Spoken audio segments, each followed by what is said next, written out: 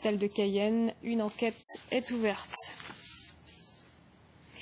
Le 7e continent, nous vous en avons déjà parlé, souvenez-vous, l'an dernier, une expédition au départ de la Guyane s'était rendue dans le Pacifique pour sensibiliser le grand public aux ravages causés par la pollution plastique dans les océans.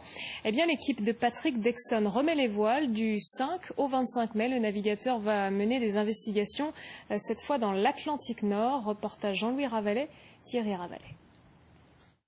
Une décharge flottante à ciel ouvert sur des milliers de kilomètres carrés. Une véritable soupe composée de milliards de déchets plastiques, certains gros comme une chaussure, d'autres microscopiques. Voilà ce que l'expédition 7e continent s'attend à trouver dans l'Atlantique Nord.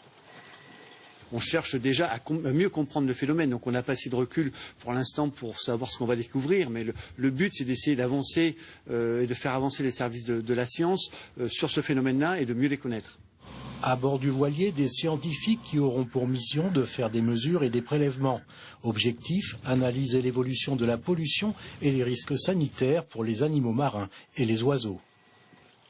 Le danger, c'est que ça rentre dans la chaîne alimentaire. C'est peut-être rentré aussi dans la chaîne alimentaire. C'est pour ça qu'on part avec des spécialistes de la pollution, justement, pour essayer de comprendre si c'est rentré dans la chaîne alimentaire, et si c'est rentré dans la chaîne alimentaire, à quelle dose ça rentre dans la chaîne alimentaire.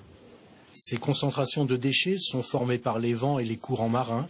L'organisme Mercator, chargé de la prévision des océans, va aider les chercheurs à localiser la nappe de déchets grâce à la modélisation des courants de l'océan Atlantique.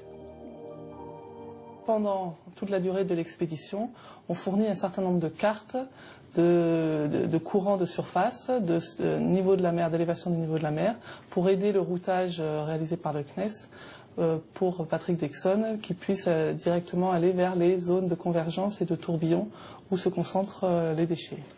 Le CNES est également partenaire du projet avec l'ambition de mettre en place un suivi des pollutions par satellite. L'expédition partira le 5 mai prochain, direction la mer des Sargasses, pour 3 semaines de chasse aux déchets. Dans l'actualité sportive, les demi-finales des playoffs de basket ont débuté ce soir à 19 h.